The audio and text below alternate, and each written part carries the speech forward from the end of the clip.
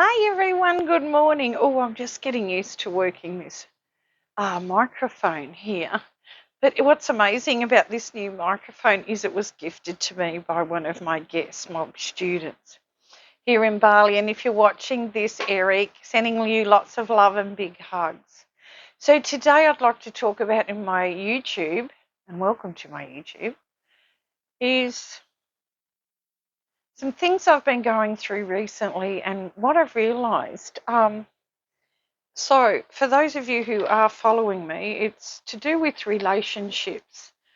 And I was struggling, really struggling to come to terms and surrender to the pain, the emotional pain I was going through with I call him my ex-partner, but he was living a double life, and he's actually, recently I found out he's married, his wife's pregnant. Anyway, a whole lot of story about that.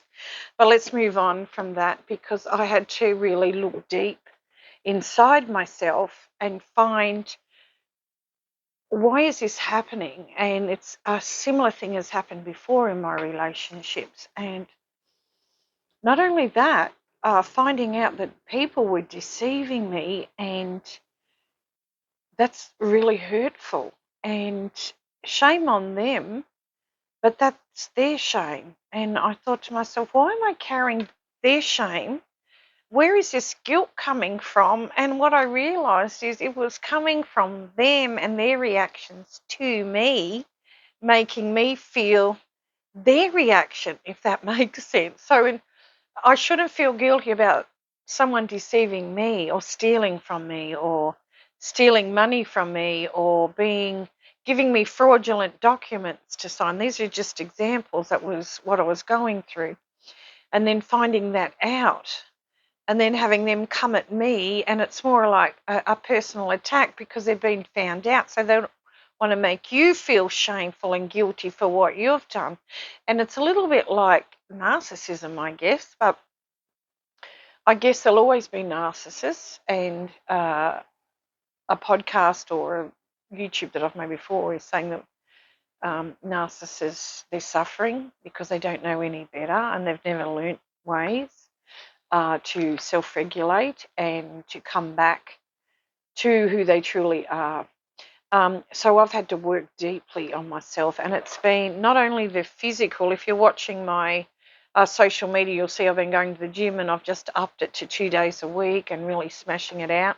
This morning on a walk, a beautiful, lovely Balinese lady said, "You're looking really skinny," and I thought, "Wow, skinny." I don't know if skinny is the word, but it made me feel like people are noticing, and it's nice when I go and walk and they go, "Wow, look at you.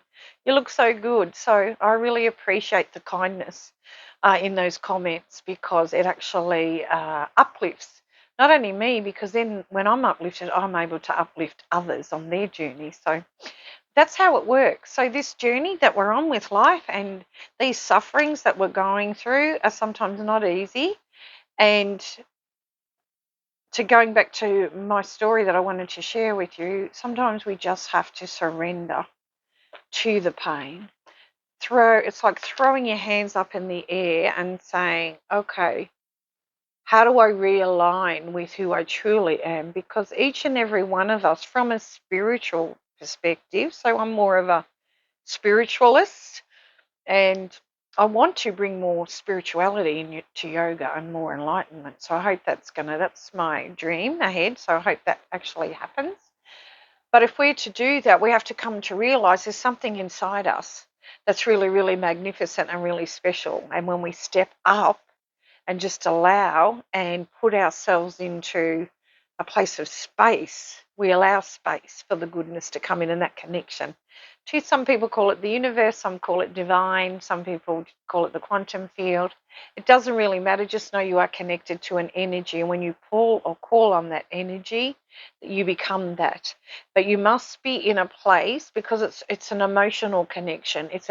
I call it a telepathic, from my near-death experience, it's a telepathic emotional connection that's of high frequency, of more love and peace and kindness. It's exciting, it's inside you, that lights you up inside. So once you know that, you become, there's no looking back, because you've had this experience that you just want to share with everyone and say, hey, come on.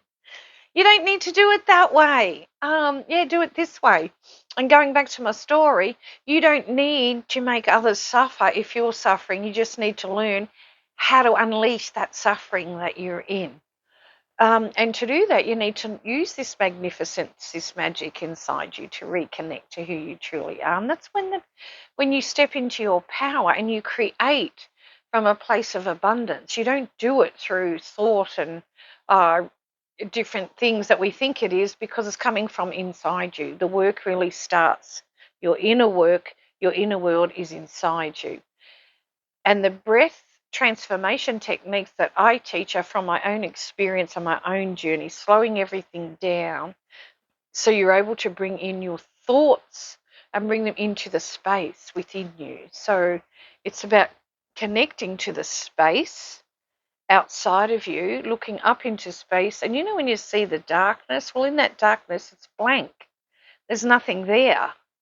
So you're bringing yourself into, not, I wouldn't want to call it darkness, I would just call it space for something else to come in. It's a bit like, well, if I grab that star as I'm looking up at the universe and there's a blank space in there, I'm going to pop that star in there. So if you metaphorically, you can use that inside you. So if you looked and breathed into your pelvis and imagine your pelvis being empty, nothing in there, breathing in the juices of Mother Earth, because that's high vibrational frequency, relaxing the body as you breathe, as you make that connection, and then coming into this blankness inside your pelvis, because it's connected to your root chakra. So that's where we hold all the fear, the emotion, and we just tell it that we're safe, we are loved, we are surrounded by love, and we are magnificent.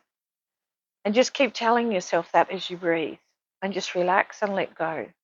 The nervous system cannot be activated while you're in a place of calm. It's impossible. You can't be in two. You're either one or the other.